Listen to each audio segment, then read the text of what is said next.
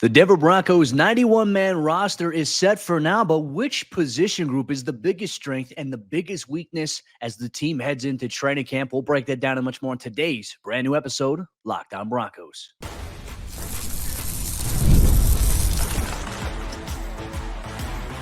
You are Locked On Broncos, your daily Denver Broncos podcast. Part of the Locked On Podcast Network, your team every day.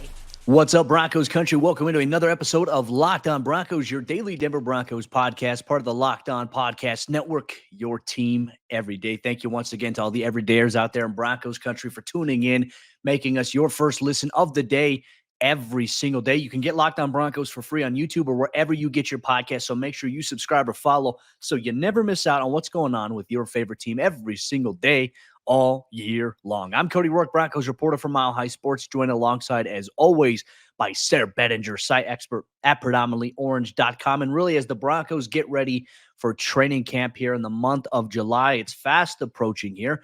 The roster is currently at 91 players, and we're going to analyze which position groups, where are the strengths of this team from a positional standpoint, where are the weaknesses, and what are some of the biggest question marks? You'll get all that here on today's episode of the show. But let's kick things off, though, Sayre, with focusing on the strengths of this team. Now, with 91 players, a lot of roster turnover from this offseason, new faces coming in through free agency, the NFL draft.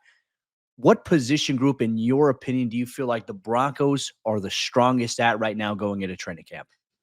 I think the offensive line stands out to me as maybe the most, maybe the combination of the most proven and most quality talent across the board. I know there's a question mark, which we'll talk about later, at the center position. But, I mean, you look from left to right, Garrett Bowles at left tackle, he's a very good player at his position. I mean, he may not be Trent Williams, but he's a really good left tackle. Ben Powers, one of the better left guards in the game. Quinn Miners might be the best offensive guard in the game. And Mike McGlinchey is at least average and above average in some areas. I know that he struggled last year with the false starts and has struggled in pass protection, throughout the course of his career. But I would say he's still a quality right tackle. So when you look at the overall makeup of this offensive line, top 10 last year, according to ESPN's advanced metrics, both in pass block win rate and run block win rate. And they only allowed 16 sacks last season, according to Pro Football Focus. Now, we know that Pro Football Focus is not the end all be all when it comes to grades, but and certainly things that are objective in terms of allowing sacks, but that's pretty staggering when you consider the fact that Russell Wilson alone, not even the two starts Jarrett Stidham had, Russell Wilson was sacked 45 times. So do the math there between those two numbers in terms of what Pro Football Focus credited to the O-line and what ESPN had to say about them as well in terms of run block win rate, pass block win rate. I think these are quality players. Sean Payton talked about it this offseason, Cody, that the exciting thing about the offensive line is that they've had a year to grow together. And now what happens in year two with this jump, with the chemistry these guys have, because you're bringing back 4 out of 5 starters. And I mean, that's pretty good. I feel like the offensive line, I feel good about saying it's one of the strongest areas of this Broncos team. I think that's a fair point too, but I also look at those final 2 games of the regular season. Granted, I think Mike McGlinchey didn't play in that last game against the Raiders, but it's like Jarrett Stidham got sacked 6 or 7 times in just 2 games. To me, that was a little concerning, and there was a lot of pressure that was coming off from the outside and from the inside there. So that's obviously, like, for me, might be a little more of a question mark. I do think they will be better. Like, we talked to Quinn Miners during OTAs, and Quinn told us he just feels more comfortable being in the same system. He's not learning a new playbook once again. He's, it's the same stuff he learned from last year, but now they're building on it. They're adding on to it a little bit more here. You mentioned him as one of the best young guards in all of pro football right now, in line for a contract extension. I can agree with you on that. I think that the offensive line will be drastically better this year. I have a feeling that they will this upcoming season, but there are still some long-term questions after this year, specifically at left tackle regarding the future of Garrett Bowles. You mentioned the starting center job. Who's it going to be? I think it's really a 2-man race at this point between Alex Forsythe and Luke Wattenberg. It definitely some interesting points that you made there. I'm going to go with the biggest roster strength that I think the team has right now. I think it's wide receiver. We could talk about the 3 proven guys that they already have at that position there in Courtland Sutton, Tim Patrick, Josh Reynolds, a potential rising star in Marvin Mims. And then on the back end, you have a lot of really good depth, a lot of talent, unproven talent, though. for me, that's where I'm going to kind of lean with the team's biggest strength right now from a positional standpoint, at least on the offensive side of the ball, because of the guys that they have. And the one thing I did like that I saw in OTAs and mandatory minicamp is that you had a lot of these guys that were on the back end making plays that weren't Josh Reynolds, Cortland Sutton, Tim Patrick, Marvin Mims. Like you had other guys like David Sills, Jalen Virgil, little Jordan Humphrey. You had all these guys making plays, even Brandon Johnson getting involved in that mix. I just think the depth right now is in a really good spot. And as we're talking about this being the biggest roster strengths and weaknesses, really kind of going into training camp, I think wide receiver is one that Broncos country needs to keep their eye on. Can it continue to build on it? Can guys stay healthy? I mean, it's very interesting to see how this position room will play out. And obviously, Broncos country can expect that next week when we do Lockdown Broncos. We're going to begin our training camp position preview episodes, really beginning next week with the offense. The week after that, the defense, and then some of the biggest questions surrounding the team that will kind of lead up to that. But, I do think that Jarrett Stidham, Bo Nix, Zach Wilson, this collective group of QBs, they have dudes to throw to. And I like the fact that because they're rotating so many guys in, that you've got these guys developing chemistry with each QB, which I think is important, especially as the quarterback competition ranges on. I think the wide receiver position is definitely one that could be a strength here this upcoming season. I think so too. And I love that because we've been talking about wide receiver a lot on this show over the last handful of years, haven't we? I mean, it's been a lot of why are the Broncos not playing this guy? Why are they not getting this guy more involved? Why, why didn't they sign this guy? Why didn't they trade for this guy? Or why didn't they draft this guy? Why don't they have enough depth? I mean, it's finally nice to have a discussion like we will during our, position previews about guys it's going to be tough to cut at that position. Like it hasn't been, I don't know, how long has it been, Cody? I mean, that it was tough to actually cut somebody at that spot. I mean, it's been a while. It's been a long time, in my opinion. Shoot, I mean, I think the last real discussion about a tough cut was Trinity Benson, and that was a couple of years ago. So it's going to be fascinating to see how the camp battle plays out and, who does get injured, because we know the unfortunate reality is that the guys on this 91 man roster right now, and by the way, you say 91 because the Broncos have an international player exception for somebody. So they will have 91 guys on the roster most of the offseason. But this wide receiver spot, it's like, who's going to be rising to the top? Who's going to get into the rotation? It's not a question of, do the Broncos have enough NFL caliber guys, which I think is a really nice, change of pace for our discussion points. Yeah, and I think they do have those types of guys. And look, I think you have to start seeing, especially in the preseason, how do guys look against other competition when you're going against your own guys in practice every single day. You can start to learn little nuances. Like if I'm a defensive back and I'm going against this wide receiver almost every day in practice, and I know based on his release off the line of scrimmage, I know what route he's running, or I know formation, or I know like, okay, they got tight splits together. I know exactly, because I saw this early on, I know what they're going to run or what they can run out of it and how it pertains to my coverage responsibility. So you really start to see when you start playing other guys, other teams that don't know you, you start to see guys start to separate themselves a little bit. That's what I'm excited for here, especially when there's that joint training camp practice that's coming up with the Green Bay Packers in August. So there's a lot to look forward to here in Broncos country. Look, we always want to hear from you in terms of player positional strengths. Broncos country, what is the biggest strength on this team going into training camp, going into 2024? Make sure you let us know if you're watching on YouTube or if you're listening wherever you get your podcast. But what is the biggest weakness on this Broncos roster going into this season? We'll debate and analyze that here on today's brand new episode, Locked On Broncos. Broncos country. Today's episode, Locked On Broncos, is brought to you by our friends over there at eBay Motors. Passion, drive, and patience. The formula for winning championships is also what helps keep your ride or die alive. eBay Motors has everything that you need to maintain your vehicle and level it up to peak performance. Superchargers, roof racks, exhaust kits, LED headlights, and more. Whether you're into speed, power, or style, eBay Motors, they've got you covered. With over 122 million parts for your number one ride or die, you'll always find exactly what you're looking for. And with eBay Guaranteed Fit, your part is guaranteed to fit your ride every time, or your money back, because with eBay Motors, you're burning rubber, not cash. With all the parts that you need at the prices that you want, it's easy to make your car the MVP and bring home huge wins. Keep your ride or die alive at ebaymotors.com. Once again, that's ebaymotors.com. Eligible items only. Exclusions apply. eBay Guaranteed Fit only available to U.S. customers.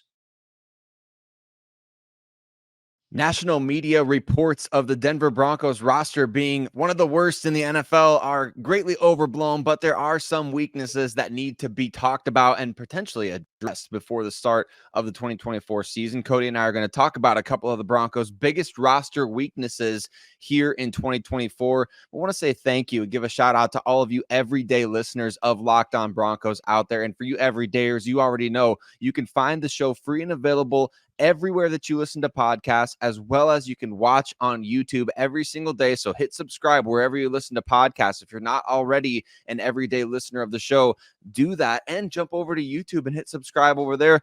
Build up the algorithm, get the word of Locked On Broncos out to all of your fellow members of Broncos Country who want to get that same news content and coverage and analysis every single day. And if you're on YouTube already, you might as well check out Locked On Sports Today, curated coverage from local experts, bringing you can't miss analysis, news, coverage, everything that you want, free and available, and streaming 24/7 on YouTube. So if you're just thinking, man, I want to watch some sports content right now, check out Locked On Sports Today on YouTube or the free Amazon Fire TV channels app on the Locked On Sports Network, your team every day. Let's talk about roster weaknesses, Cody. And I think we need to address really quickly just I saw another roster ranking come out recently. I can't remember which site posted it, but it was Probably another Yahoo. one of the Yahoo. Okay, yeah. Yahoo is the latest amongst the masses to say the Broncos have one of the 2 or 3 worst rosters in the NFL.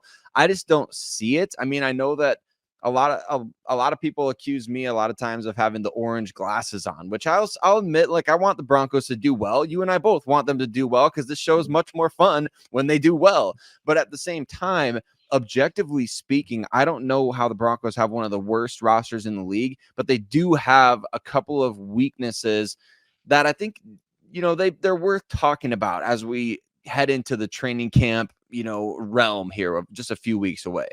Yeah, no, and look, these whole roster rankings things, you can tell who pays attention to the Broncos and who really doesn't. And look, Broncos Country, I'll give you a little bit of secret. Like when you see something from the national media come out about the Broncos, I want you to know this and consider this because this will also apply in the regular season.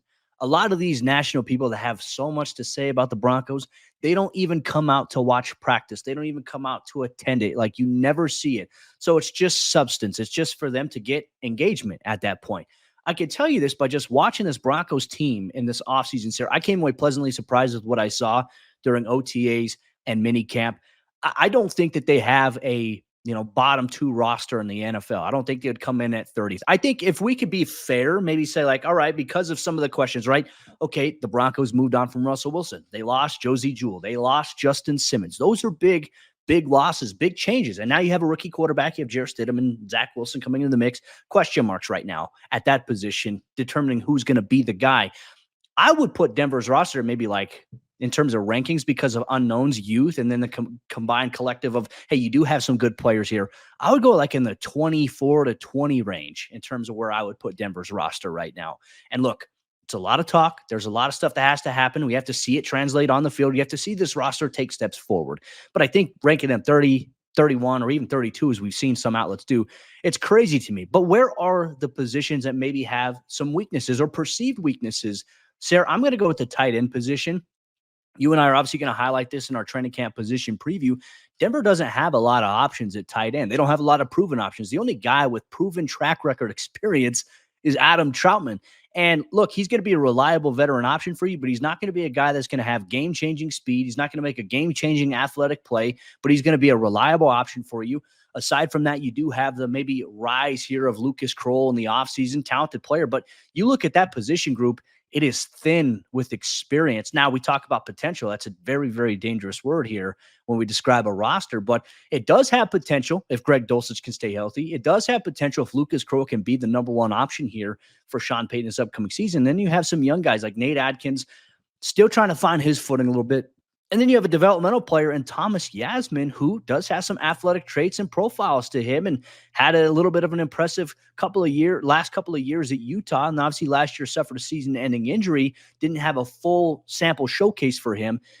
I just think this is the one position group right now that Denver has on the roster when we're talking about, okay, is the depth good enough? I think it's largely unknown. I think you have some good potential there. But that to me is why I chose tight end as the biggest weakness right now on this team, with the chance I think it can grow into something maybe. Yeah, there's a high ceiling there at that position group, right? I think that's the thing, is that there's an exciting potential with Lucas Kroll and Greg Dulcich if those guys can stay healthy, but there's also kind of a scary floor, just like we saw. I think last year we kind of saw the floor, didn't we, Cody? I mean, there's no way it could be worse than last year where Adam Troutman played the main role, both in the blocking game and the passing game. I mean, and that's not to say he was terrible. It's just to say that the ceiling isn't as high when he's the primary pass catching option. So there's a low floor in terms of the receiving department, and there's a pretty darn high ceiling with those two guys in Kroll and Dulcich. So I agree with you there. That's one of the weakest positions on the team in terms of what these guys have actually proven and considering injury history. I'm going to go off-ball linebacker, which I say that in fairness to Alex Singleton. I think he does a great job out there, and he's obviously proven to be one of the better off-ball linebackers in the league, a tackling machine. Not perfect, but somebody who's really good. And I think a really good player for the Broncos to have in place with Josey Jewell leaving, as you mentioned a bit ago. But the other guys at that spot offer, I don't know if it's necessarily even similar to the tight end position, Cody, because we've seen quite a bit from Greg Dulcich as compared to, I think the sample size on Jonas Griffith is a little bit smaller there. Cody Barton seems to be somebody who could be like a version 2.0 of what the Broncos got from Alex Singleton when he signed coming from the Philadelphia Eagles a couple of years ago. Like, nobody was sad to see him leave Washington. It doesn't seem like Seattle fans were sad to see Cody Barton leave.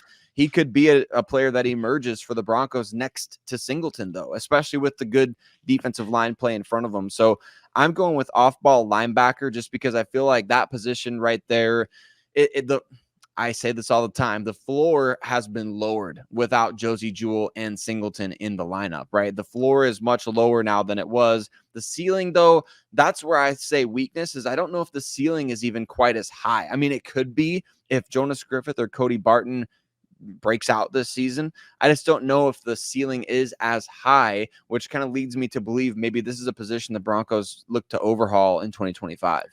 It's certainly a possibility there. And I think there's also some unknowns, right? Because we have yet to see Lavelle Bailey play an NFL snap. And obviously he received some praise from Sean Payton. Justin Sternad in the mix here for the inside linebacker job, as well as a lot of veteran experience in terms of special teams, not a lot of overall defensive experience, but we all know he's a very smart player, very highly regarded there. So, I mean, it's just outside of Alex Singleton, I agree with you. Like, it could be perceived as the team's biggest weakness, but also maybe one of their biggest question marks as well. I will say this, though. Remember a couple years ago, I think it was when Alex Singleton came in, we were kind of doing something very similar to the show. And we said at the same exact time, same juncture, that, hey, inside linebacker might be the weakest position right now for the Broncos going into training camp, going into 2024. And we ended up, I think, coming away quite surprised initially. And there's still a possibility that can be the case, but we just got to see these guys play, right? And look, I don't think we're going to get a great enough look when they're going against each other right away in training camp. I think once you start getting to some preseason games, you start seeing them go against different offensive looks. You see the joint training camp practices. I think we'll have a better idea. Okay, how does this guy fit? And look, the coaching staff, they're going to have their own grading criteria and curve. Fans are going to be in attendance for 16 open practices here for training camp. That's a great, addition there. 4 more practices than fans were able to attend last year. I agree with you here. We'll have to see how it plays out here for the Broncos at inside linebacker. And look, Broncos Country, we want to hear from you as always. When it comes to roster weaknesses, do you believe that the Broncos tight end group or the Broncos off-ball linebacker position is their biggest weakness going into the season? Is there another position that you feel like is that? Let us know if you're watching or listening to Locked On Broncos, wherever you get your podcasts, or available on YouTube here. But one thing we are going to dive deep into, we've addressed strengths, we've addressed weaknesses. What about some of the biggest question marks that have the Broncos roster balancing between strength and weakness? We'll dive deeper to that here on today's brand new episode of the show. Broncos Country, today's episode, Locked On Broncos, is brought to you by our friends over there at FanDuel Sportsbook, America's #1 sportsbook. I love sports, and I love them so much that I never want them to stop. But with the summertime coming here and the playoffs winding down, we get fewer games, and the sports aren't sportsing like I want them to, and I'm sure the sports aren't sportsing like you want them to. But FanDuel, They let me keep the sports going whenever I want. And all I have to do is open up the app and dream up bets anytime that I'm in the mood. Now, with a lot of the major sports ending for now, with baseball still in full swing, the NFL season is fast upon us. And right now is the perfect time to get into some NFL futures. I always like to put together a parlay where I predict every single division winner to see if I can maximize my opportunities. And there's even team specials inside of the FanDuel Sportsbook app. So if you're a Broncos fan, you want some Broncos team specials, go inside the app to check it out. And this summer, FanDuel is hooking up all customers with a booster bonus daily. That's right. There's something for everyone every day, all summer long. So head over to FanDuel.com/lockedon and start making the most out of your summer. FanDuel.com/lockedon. FanDuel is the official sports betting partner of Major League Baseball. As we jump into the fourth quarter action, today's episode of Locked On Broncos, real quick, we just wanted to say thank you so much to everyone in Broncos Country, all the everydayers out there for tuning in, making us your first listen of the day every single day. Thank you so much. You make the show exactly what it is. We love the community that we have built here, and all of your feedback, all you everydayers out there, make Locked On Broncos one of the best Broncos podcasts out there in the entire stratosphere. We appreciate you. Now we're transitioning to our conversation topics here about maybe some of the biggest question marks on this roster from a personnel standpoint, position groups here. Sayre, I feel like there are, maybe a handful of questions that we have, but, we kind of tease it a little bit. It could be teetering between strength and weakness. We just don't know yet. Where are you going to start here when it comes to maybe biggest questions facing this roster here this upcoming season? Well, I think for me, Cody, it's you look at the roster year over year and you kind of look first when you're talking about question marks, you're looking first at where are you replacing key starters, right? And I think there's serious questions right now about the defensive backfield. I like what the Broncos have there, what they've assembled in terms of young talent. There's no doubt that there's talent in the defensive backfield. And specifically when you look at cornerback and safety, Jaquan McMillan, love his breakout year last year. PJ Locke, love the breakout year last year. Are the Broncos going to have what it takes to replace Justin Simmons, which I know even saying the words replace Justin Simmons, it's still a dagger to the heart here, Cody. I know for a lot of Broncos country it is as well, but replacing Justin Simmons as well as the outside cornerback position, which we've talked about McMillan potentially taking over that role.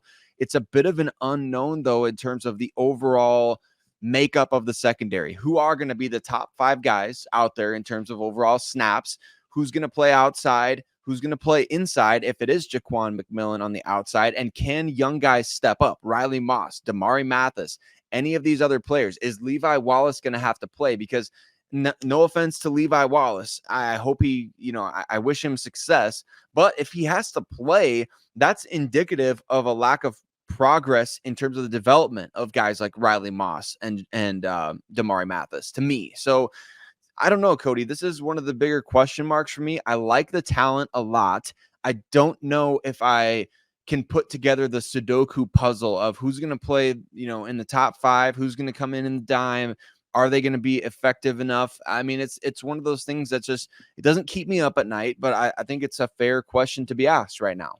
Yeah, no, I think it's a fair question to be asked. And I think when you look at it on paper, it's certainly one of those areas you're like, I have no idea how this can go. I actually have a lot more confidence in the secondary in the cornerback room than I did previously before I started seeing these guys play, right? I think when you watch these guys at practice, you see the different guys getting reps. Even Art Green being an under the radar name for Broncos fans to keep an eye on here in training camp. Like, I feel like Denver's got quality depth there, but kind of like wide receiver, right? You have a couple of proven guys. Well, really at cornerback, you don't have a lot of proven guys. You've got Patrick Surtain at, Jaquan McMillan's kind of teetering on where, okay, hey, he is kind of proven a little bit. We'll see how he does this year. But you don't have necessarily that luxury at the cornerback position specifically. You got a lot of young guys. You got a lot of young guys that have a lot of potential, untapped potential, so to speak. So does that come out or does it hide a little bit and then further showcase that, hey, like, you have to maybe look at revamping this position going into 2025. There are definitely some question marks here at cornerback. Safety, I think, with PJ's emergence, Denver signing Brandon Jones to a 3-year deal. I think it's going to be those two guys as a starter. We know Caden Stearns, if he's healthy or when he is healthy, he'll rotate in quite a bit, I think, in certain defensive packages there for Denver. But really at the back end, you got young guys like Devin Key chomping at the bit to get an opportunity. JL Skinner, Tanner McAllister. Like, you have a variety of different guys. that are really trying to showcase something and to make a name for themselves. And with the departure of Justin Simmons, the void of the impact that he provided, look, you're not going to be able to replace that specifically. You can hope to supplement that through a couple of positions, but you better hope you're getting up to standard play there for the Broncos. I agree with you. I think those are some interesting things to look at. Mine's going to be off-ball linebacker. I know we talked about that. Really, that was your weakness for the Broncos roster. To me, it's one of the biggest question marks. I think Jonas Griffith right now is probably going to be the favorite on paper to try to be that other starter there. But the biggest question for Jonas, as you mentioned, the small sample size that he has in his first 4 starts in the NFL under Vic Fangio, those last 4 games of that 2021 season, he had 40 tackles in 4 games. Like, he was impressive, played with a high motor, didn't know everything yet, right? He's still learning, like he's still developing as a football player. Primarily, he was a special teams guy for the Broncos, but now he's got the chance to do a little bit more. Obviously, he's tall at 6'4", very athletic. You know, I think that was one of the things, the questions I had for him was, okay, coming off the ACL, is his athleticism still there? I mean, he ditched the knee brace during OTAs, Sayre, and he's moving well from what I saw. I'm excited and I'm hopeful he can take a step in the right direction. I think with the other guys that you mentioned, like Justin Sternad being a veteran guy, not having a lot of defensive experience, you wonder if that's, something, if he's called upon, like, can he step up and do it? Maybe at this point of his career, he can. I know he had some opportunities early on when he was a little bit younger in the NFL. I know he missed a year due to an injury, that the Broncos had big plans for him. And then you also have these younger guys that are also chomping at the bit. You mentioned Cody Bartlett, not necessarily a young guy, but, Lavelle Bailey, a young guy in that regard there, trying to get opportunities here. To me, I think there's just so many questions because you factor in, okay, well, if you're going to have, let's say, Alex Singleton and Jonas Griffith start at inside linebacker, well, who's all playing special teams? Justin Sternad is proven there. Cody Barton is definitely a proven special teams player. So I think it makes it harder for a guy like Lavelle Bailey. Like, does he have to stand out significantly more than one of those 2 guys in order to make a roster spot, or does it put him in a prime position to land on the practice squad? It could still be a good position, even though I still have questions about it overall. I mean, that's kind of where I'm going to land here. But I also want to throw it to as well, because you also asked Broncos Country on Twitter. You asked for some of their insights. What were the most responses you received about the biggest questions of this roster going into 2024? Well, I think a lot of people share the sentiment that quarterback remains a question mark, which we talk about the quarterback position a lot on the show. But if you are tuning in for the first time and you've been waiting, like, why are they not talking about the quarterback position? That's obviously one of the biggest question marks. I mean, that it's true. Bo Nix, if he starts, he's a rookie. And we've said it before that it's hard for rookies to have success in the NFL. Only 18 quarterbacks in the Super Bowl era have ever thrown 20 or more touchdown passes in their rookie season. So it is tough to have success. It is a question mark. It's especially a question mark, in my opinion, if Jarrett Stidham wins the job, because then your first round pick didn't win the starting job. And that's, it's not overly uncommon, but it's also not great. I mean, you kind of want to move forward with this new era. You cut Russell Wilson to get Bo Nix in the building. And so now just go to that guy, right? I mean, it's a simple deal. Put him in there when he's ready. But Sean Payton and every other coach that I've heard says that the best way to learn is through on-field reps. And so I think that that's what you need to see, but it is a question mark. Others brought up the center position, Cody.